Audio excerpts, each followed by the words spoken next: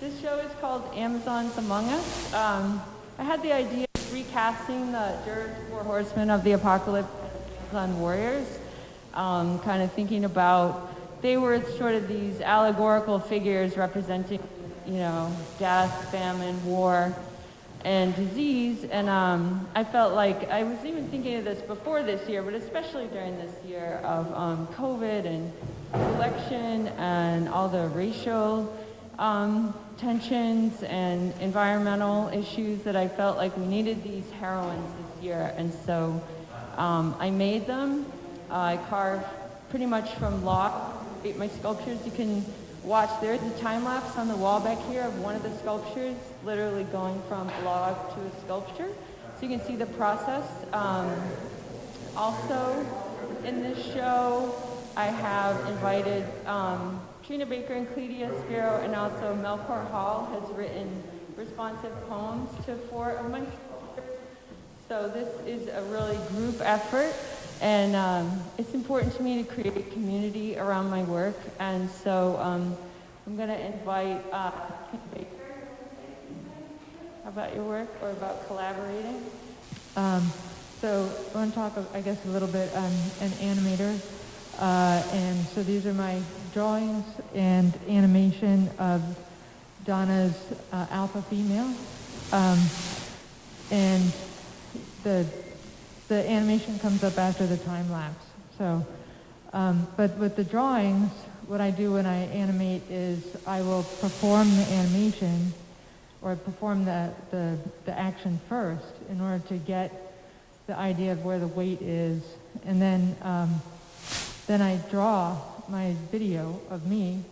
So these are my drawings of me spinning around.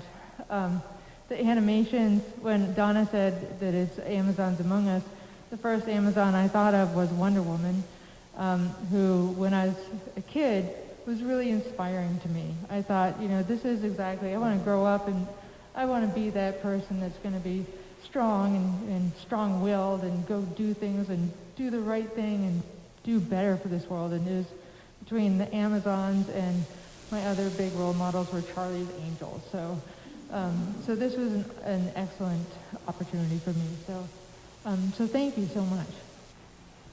Oh, the words in the background come from the poems and the meaning for the Athena symbol, the tattoo on her leg. So.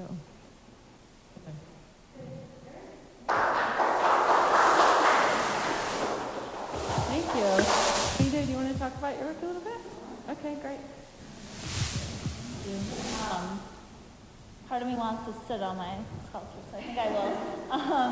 So thank you, Donna. I cannot thank you and Trina and Melchor enough for being part of the show. I agree, it's been such an incredible opportunity to collaborate once again with Donna, but also with these other incredible artists that our path would have never crossed otherwise. And it's just so amazing to hear your story, Trina, and the words of Melchor have really touched me.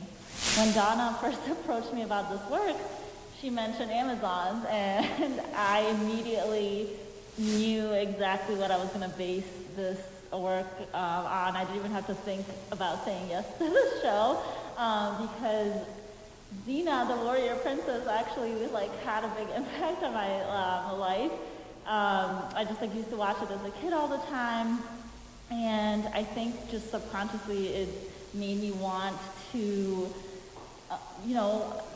repurpose the meaning of a superhero, especially in contemporary society, because I often think that we are put in these boxes as women of what we're supposed to be and all the categories that we're supposed to satisfy, including, for instance, motherhood and being a successful, entrepreneur, or any, a successful, professional, and these sorts of so we have to fit these molds, and I think that there's we've gone pretty far with feminism, and I think we can go a lot further.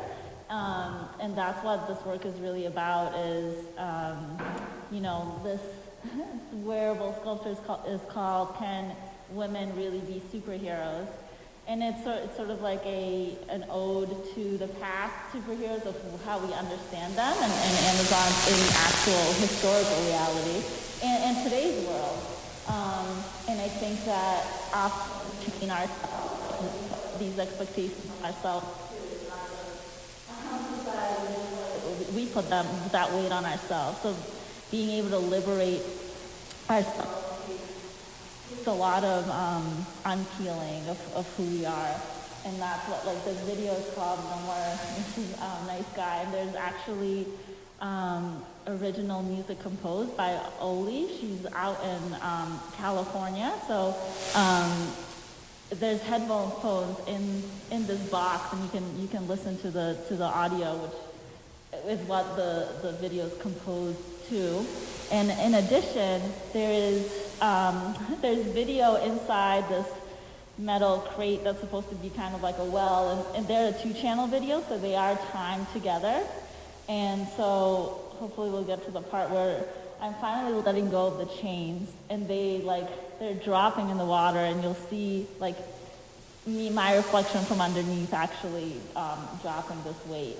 And again, the metaphor that sometimes we have this weight that we really can take it upon ourselves to take off, but just seems impossible.